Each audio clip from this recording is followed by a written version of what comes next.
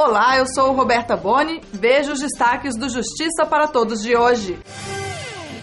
A JUF defende conciliação apenas com magistrados. Cerca de 7 mil agentes e inspetores judiciários reivindicam o direito ao porte de armas. CJF aprova a abertura de novos cargos nos tribunais regionais federais. É o que você confere agora no Justiça para Todos.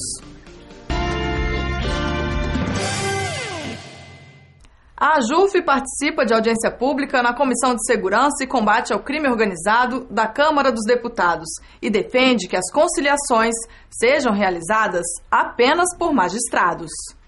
O projeto de lei em debate permite que delegados de polícia façam a conciliação entre as partes envolvidas em crimes ou contravenções com penas menores que 2 anos, com multa ou não. O projeto pretende desafogar o Poder Judiciário e dar mais agilidade aos processos.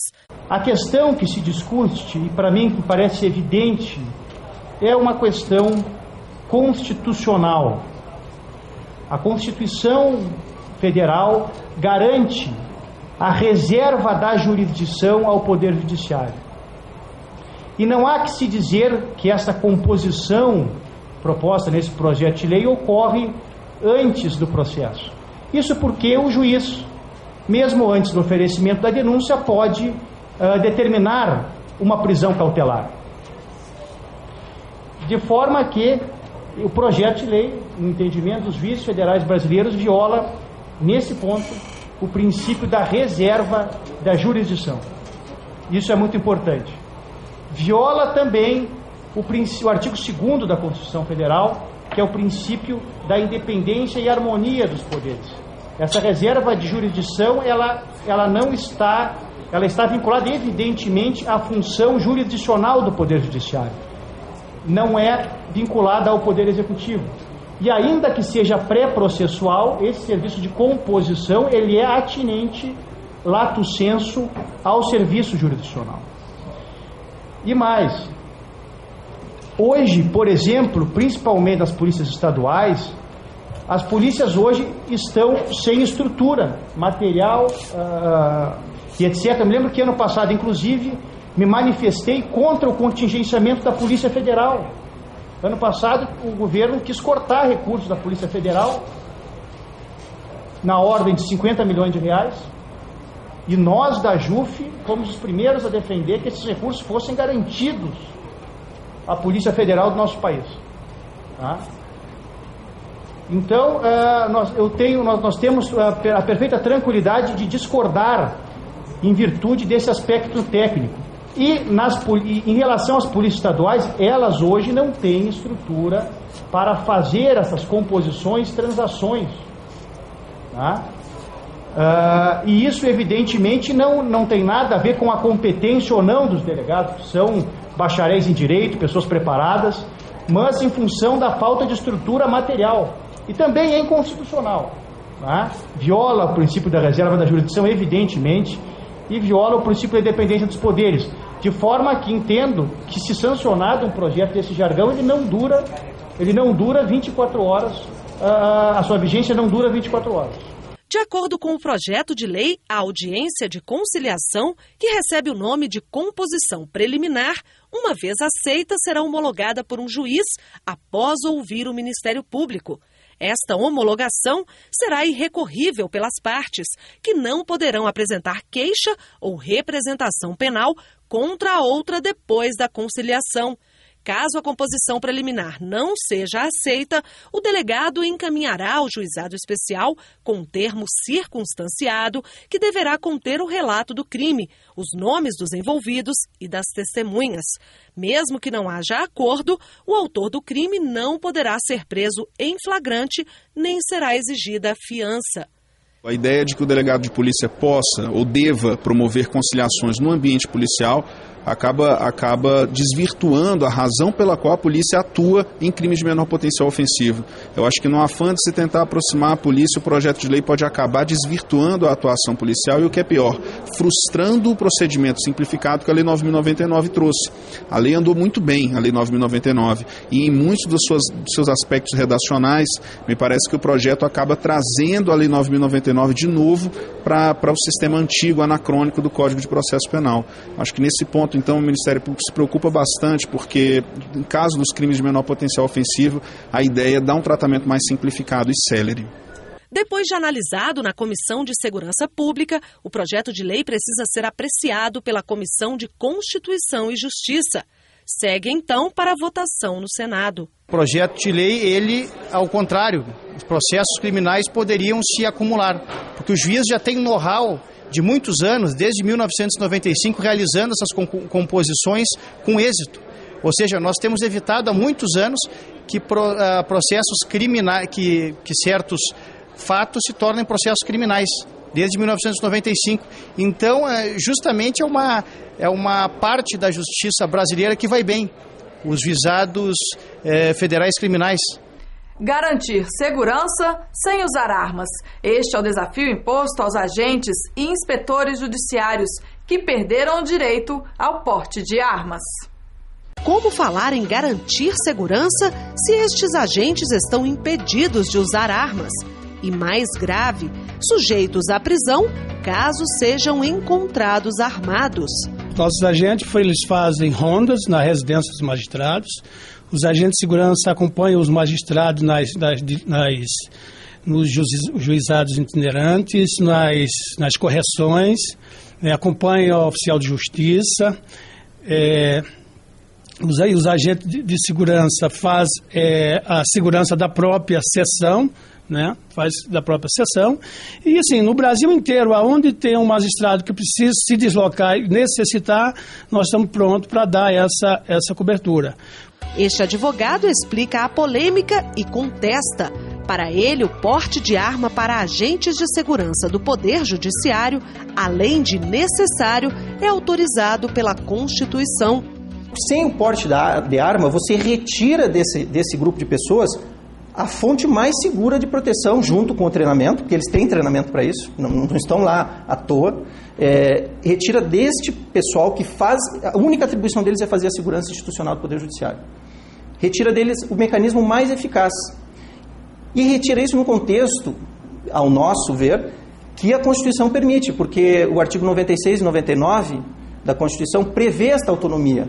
O regulamento que o tribunal expede, concedendo porte de arma ao seu agente, ao seu inspetor de segurança, para fazer a segurança do seu magistrado, este regulamento tem força de lei.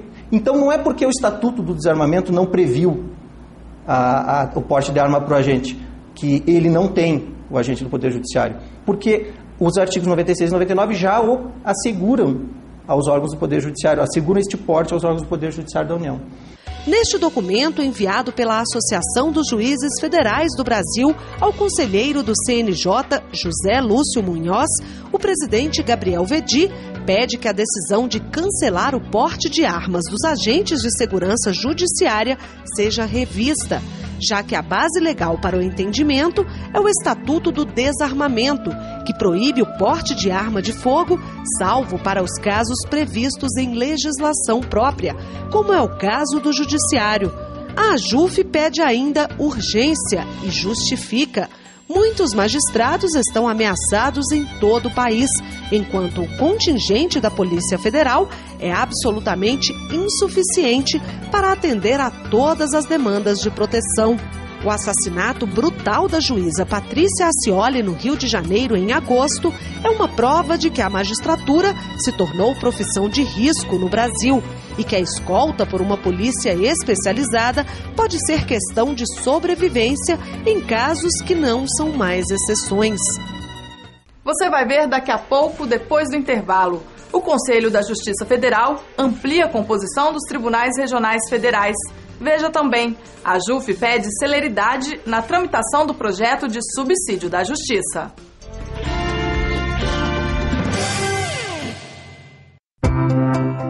Este é o Zé Carlos, dono de uma pequena empreiteira. Se é pequena empresa, tem crédito na Caixa.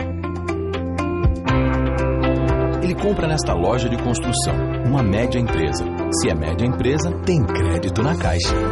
Os pisos na loja são produzidos numa das maiores cerâmicas do Brasil. E se é grande empresa, também tem crédito na Caixa. Crédito Caixa Empresa, para empresas de todos os tamanhos.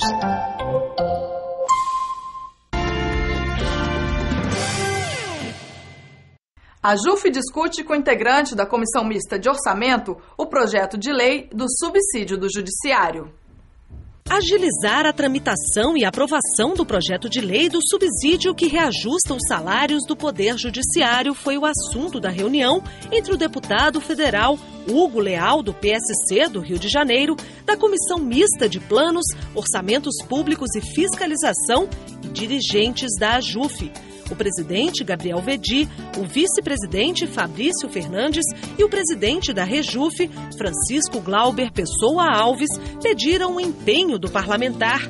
O deputado foi sensível à reivindicação e afirmou que há espaço para a aprovação do projeto de lei.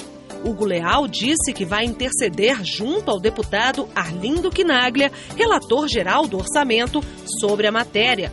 Outro assunto foi o PL 1597-2011, que cria a estrutura permanente para as turmas recursais dos juizados especiais federais e os respectivos cargos de juízes federais. O deputado Leal, líder do PSC na Câmara, reafirmou o compromisso com a AJUF e garantiu que vai pedir o empenho do colega Alex Canziani, relator do PL, na aprovação do texto. O Conselho da Justiça Federal aprovou na última sessão o anteprojeto de lei que amplia o número de desembargadores nos 5 tribunais regionais federais do país. A aprovação do anteprojeto de lei que altera a composição dos tribunais regionais federais foi o destaque da pauta, que teve 13 itens. O país cresceu, a economia cresceu, consequentemente o número de demanda cresceu e nós temos a mesma justiça de quase 20 anos atrás, a mesma composição. Daí a necessidade de ajustar o tamanho da Justiça Federal às reais necessidades do país.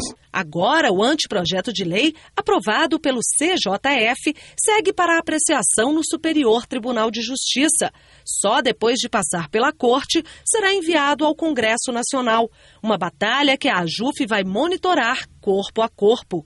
Esse projeto de lei vai ser um projeto de lei de grande importância. Ele vai descongestionar a Justiça Federal no 2º grau, levando uma justiça mais rápida para a população. A JUF briga, é papel dela e está sendo muito bem cumprido, no sentido de lutar, de promover, não só pelo crescimento dos tribunais regionais federais, como a criação de cargos necessários a um bom desempenho da magistratura. E no caso, eu acredito que o Conselho está propiciando a criação de mais desembargadores federais, mais cargo administrativo, de modo a compatibilizar o tribunal com a necessidade da entrega da prestação jurisdicional, consequentemente, tornar a justiça menos morosa. Em caso de aprovação da proposta, a composição dos TRFs ficará assim. Primeira região, serão mais 32 desembargadores federais. O Tribunal da Segunda Região receberia mais 20 membros e o da Terceira, 56. Já os TRFs da Quarta e Quinta Regiões seriam contemplados, respectivamente, com 20 e 16 magistrados. A proposta também sugere o acréscimo do número de cargos efetivos, funções e cargos comissionados para os tribunais regionais federais. O maior beneficiado desse projeto é o cidadão brasileiro, que é o nosso maior cliente. A AJUF tem trabalhado constantemente em levar uma justiça mais acessível, rápida e barata para a população brasileira. Essa é uma obrigação que nós temos para com a sociedade. A seguir, senador Pedro Simon, em entrevista exclusiva ao Justiça para Todos, fala das mobilizações contra a corrupção e a volta dos caras pintadas.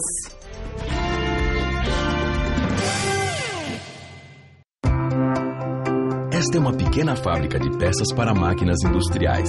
Se é pequena empresa, tem crédito na Caixa. As peças são utilizadas nesta indústria que produz laços de cabo de aço. Se é média empresa, tem crédito na Caixa. Os laços estão nas plataformas de uma das maiores empresas de energia do mundo. E se é grande empresa, também tem crédito na Caixa. Crédito Caixa Empresa, para empresas de todos os tamanhos.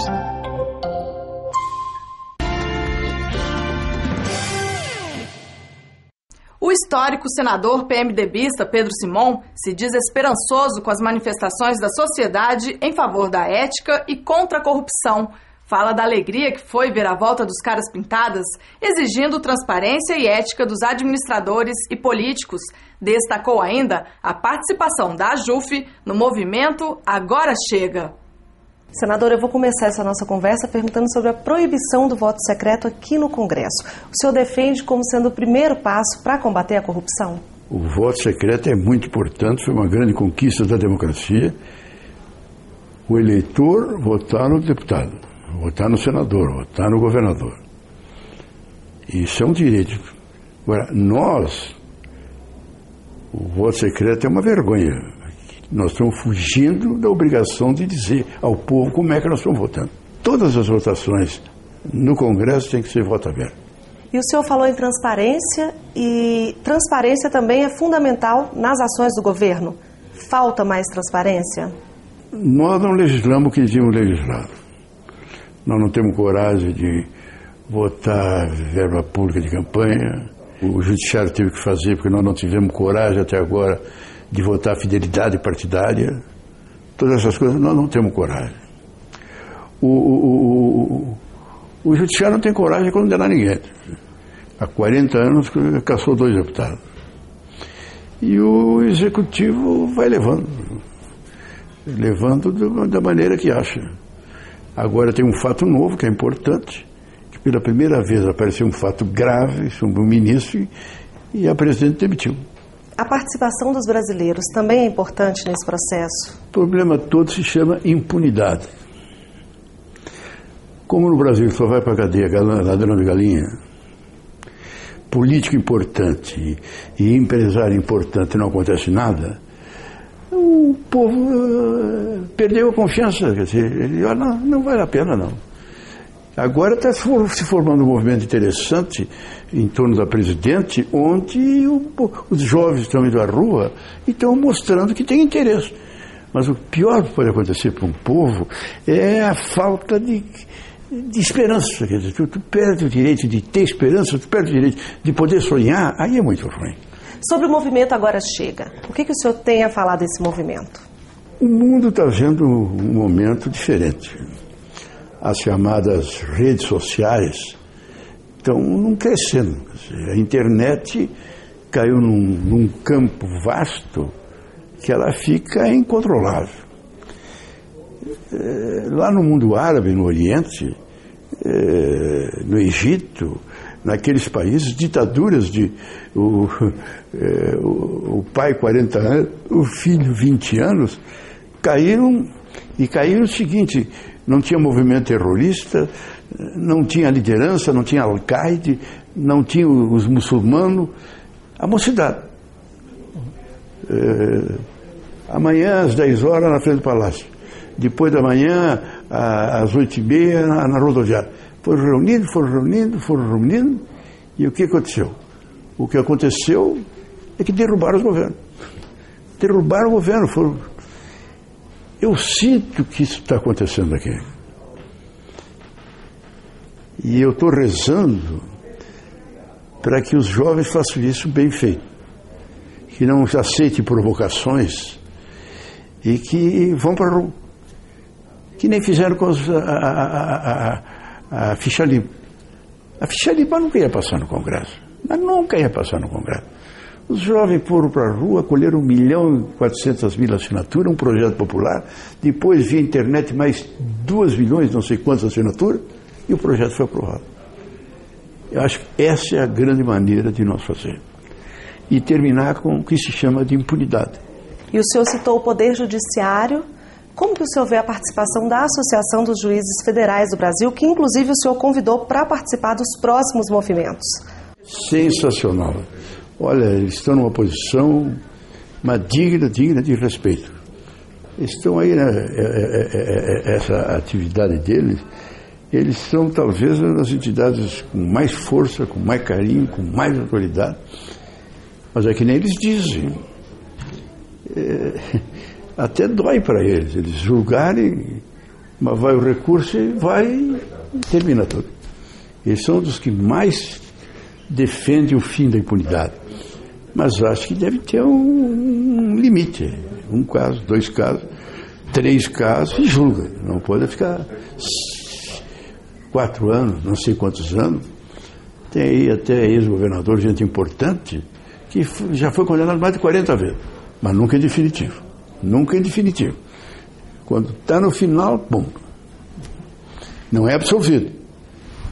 Decurso de prazo, arquivado por decurso de prazo.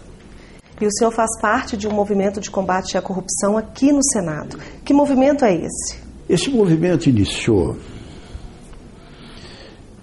quando a presidente Dilma ela começou a tomar atitude. Mostrou que o governo dela vinha para ser diferente. Primeiro foi o caso do chefe da Casa Civil, o Pallotti, e ela demitiu. Aí aconteceu o mesmo no transporte, depois no outro ministério, aconteceram na agricultura, e no meio dessas coisas todas, aí o que aconteceu? Aí começou a surgir um movimento contrário. Parlamentares dos partidos aliados vão dar o troco, vão botar em votação a emenda tal, 29, que o governo não tem como pagar, a emenda tal com relação aos militares, vão... Enfim, até chegou a se falar em movimento pedindo o afastamento dela. Aí é que nós entramos. Entramos com o movimento para dizer para Dilma que ela conta conosco. Que vai ter, nós vamos fazer um movimento para apoiar ela nessa linha que ela está. Foi aí que surgiu o movimento, não teve outro objetivo. Gabriel Vedi afirma que o movimento Agora Chega visa fortalecer as instituições e combater a impunidade.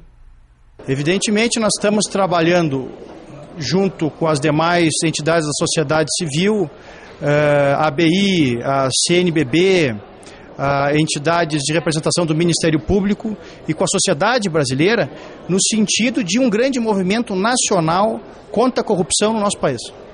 A sociedade brasileira não aceita mais assistir cenas de dinheiro da corrupção em meias e cuecas, que é uma questão que nos envergonha muito. Então a JUF está engajada dentro do Congresso Nacional em uma ação política contra a corrupção no nosso país. Chega de corrupção. Nós ficamos por aqui.